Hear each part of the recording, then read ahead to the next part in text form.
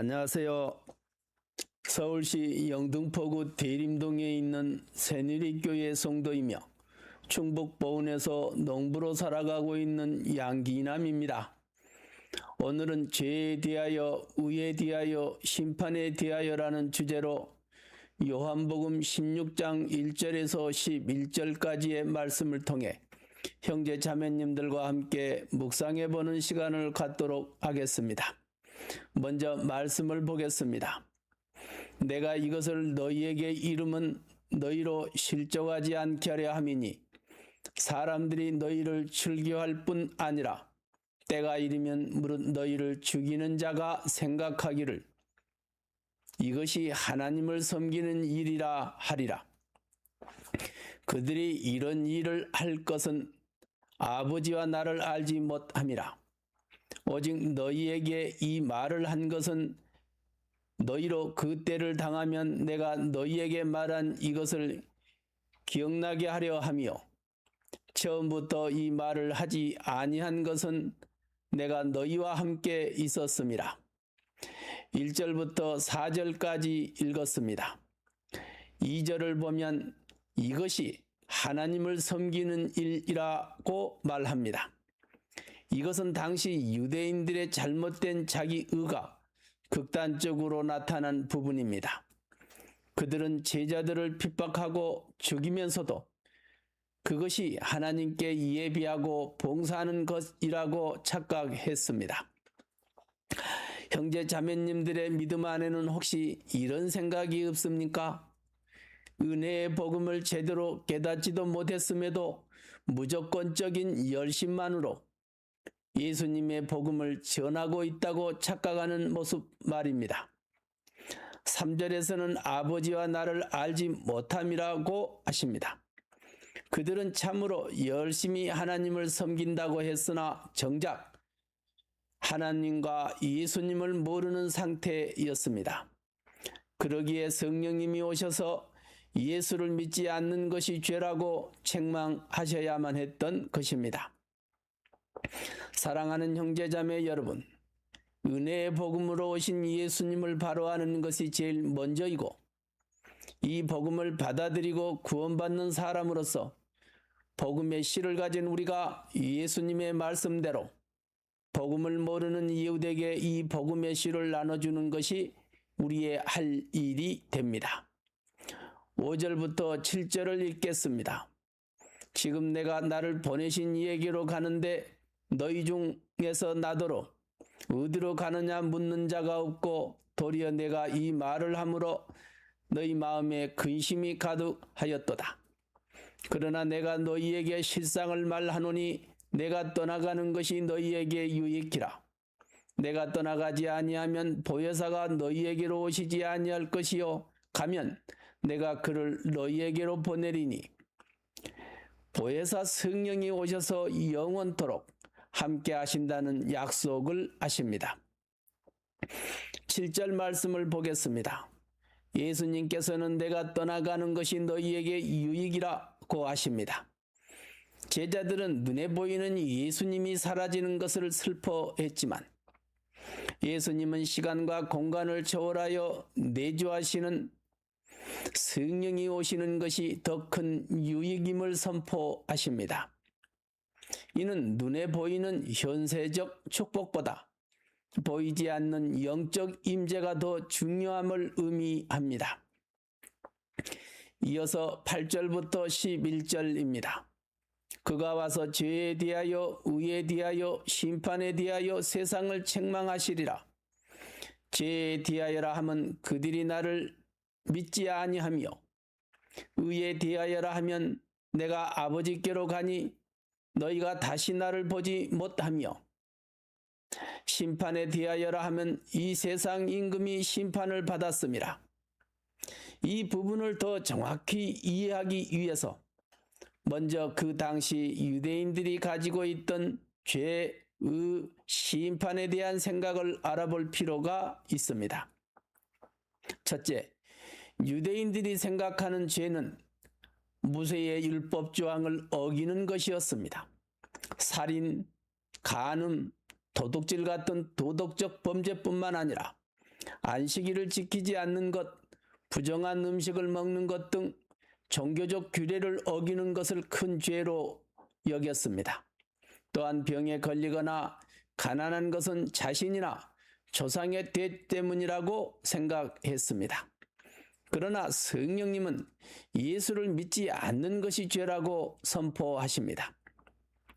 혹시 여러분 중에도 회개하지 못해서 천국 가지 못하면 어쩌나 하며 날마다 불안한 마음으로 회개 기도를 하고 계십니까?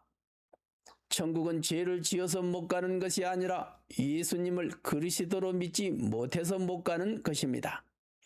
둘째, 유대인들이 생각했던 의는 무엇일까요? 바리새인의 기도처럼 일주일에 2번 금식하고 11조를 드리며 이웃을 돕는 등 자신의 종교적 열심과 행위가 의로움이었습니다.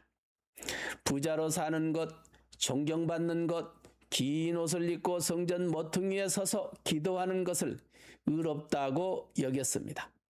하지만 성령님은 예수님의 십자가, 죄사함, 부활, 승천만이 유일한 의의 기준임을 선포하십니다.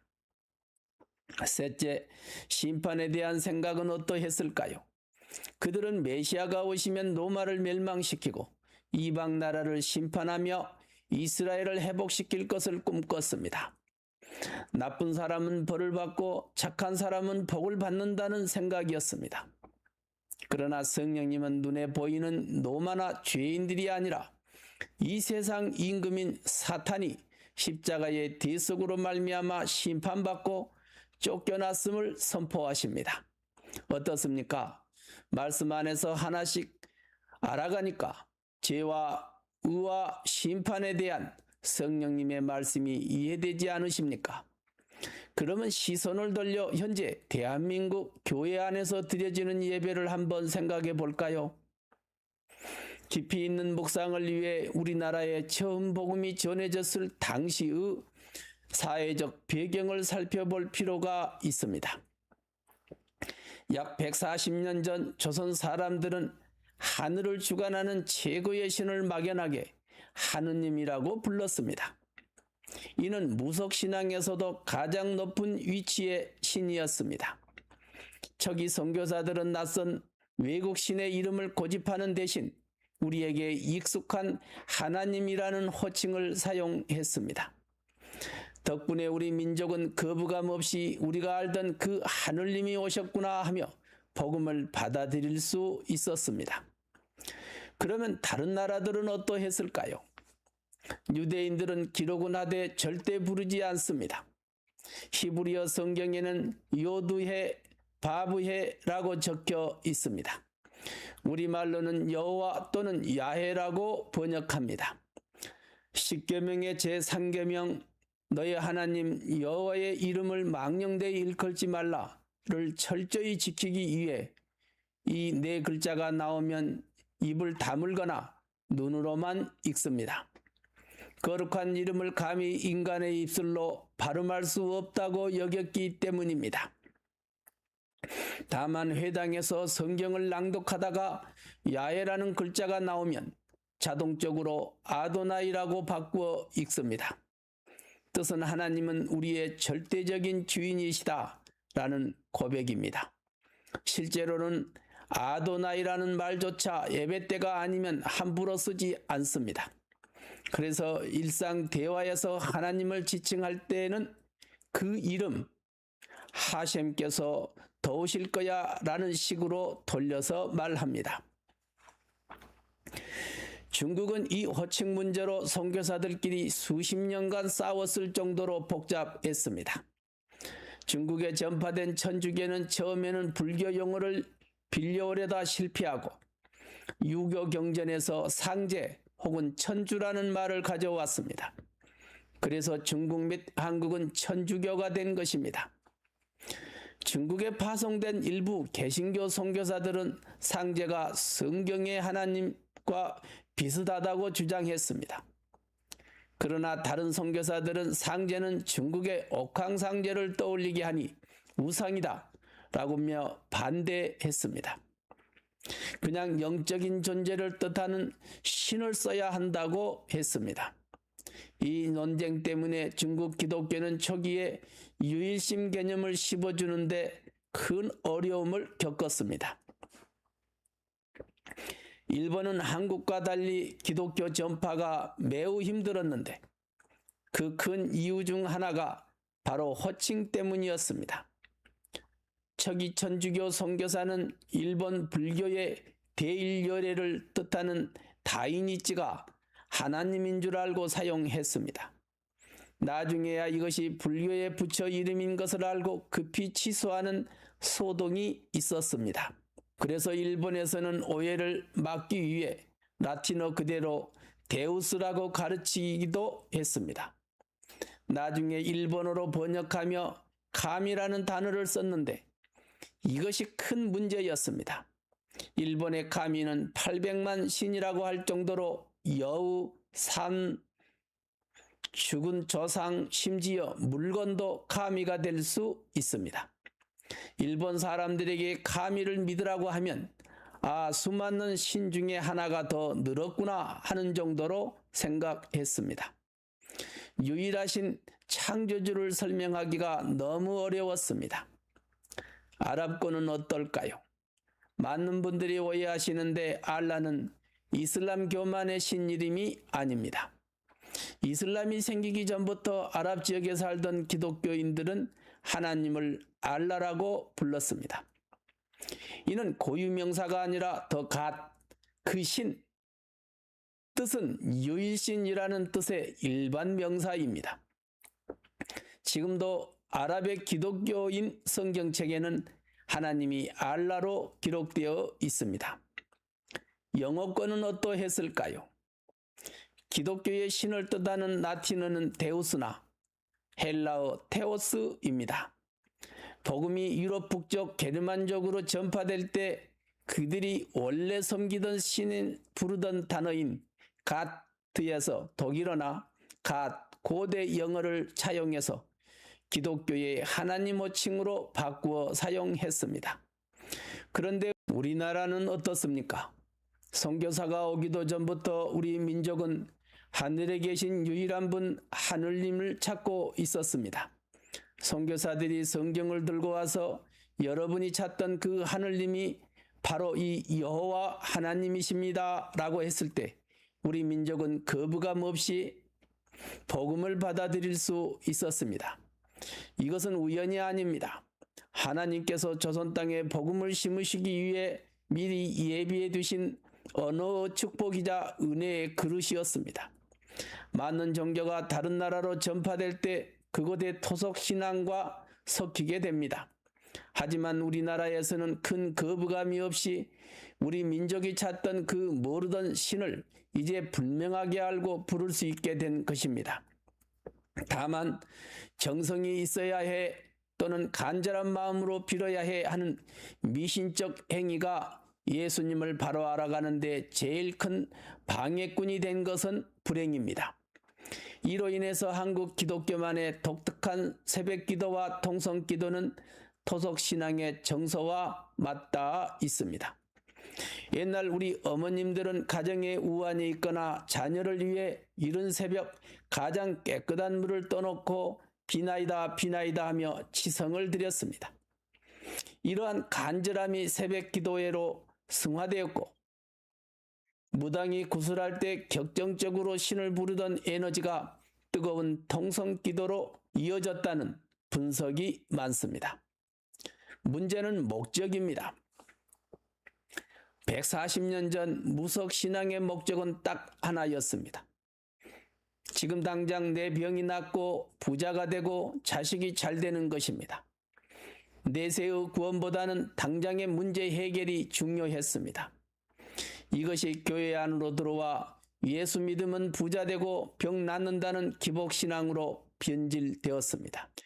값없이 주시는 십자가의 은혜보다 헌금 많이 하면 복 받는다는 식의 거래적 신앙관이 바로 이 토속신앙의 뿌리 깊은 잔재입니다. 또한 옛날 사람들은 병에 걸리면 세균 때문이 아니라 귀신이 붙어서 혹은 조상묘를 잘못 써서라고 믿어 굿을 했습니다. 이러한 세계관은 초기 한국교회의 신유사역과 축사가 활발히 일어나는 토양이 되기도 했지만 이로 인해서 은혜의 복음이 사장되고 거짓 복음이 보편화되는 결과를 낳기도 해서 지금의 극단적인 신비주의의 뿌리가 되기도 했습니다. 형제자매 여러분 어떻습니까? 현재 우리 한국교회 안에서 행하여지고 있는 기복신앙, 신비주의, 각종 은사주의 신앙과 비슷하지 않습니까? 우리는 믿음으로 구원받는다고 말합니다. 구원은 하나님의 선물이라고 말합니다. 그리고는 하나님 앞에 무언가 해야 은혜도 받고 복도 받는다고 말합니다.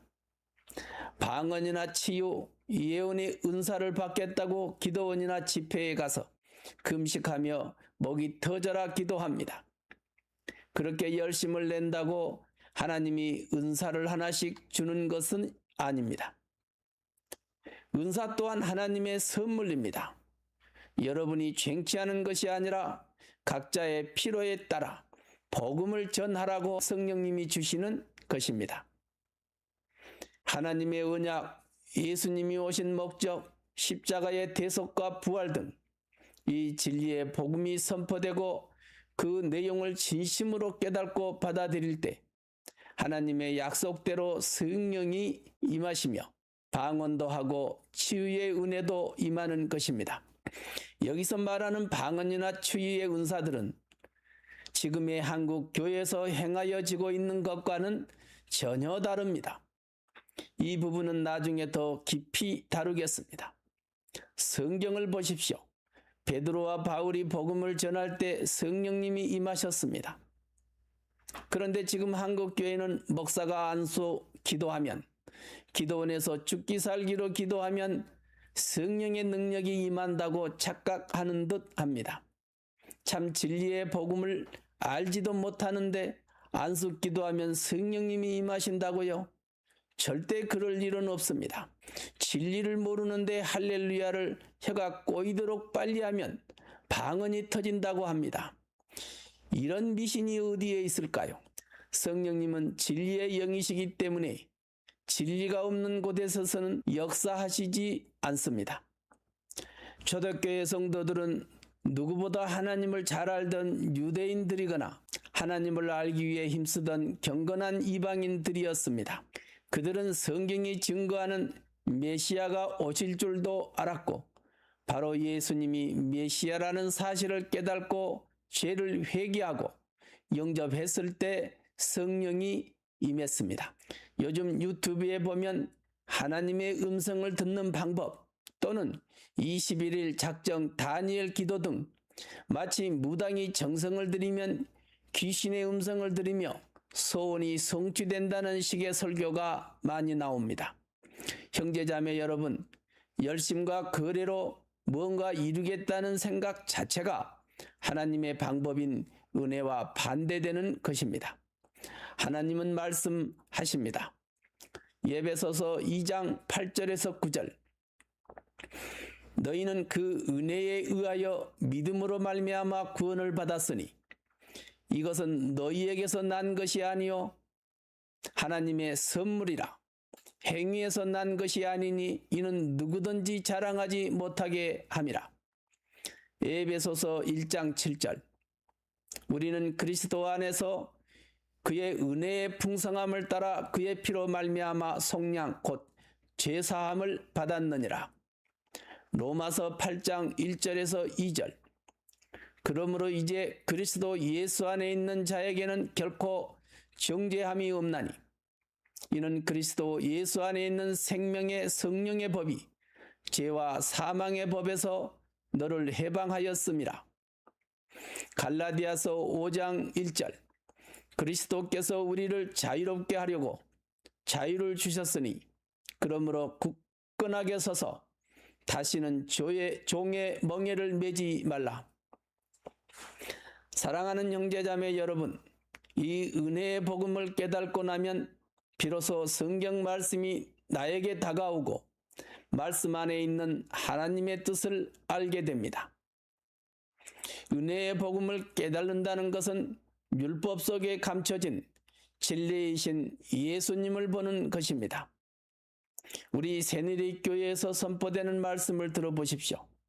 그리고 참 복음인지 성경을 통해 검증해 보십시오.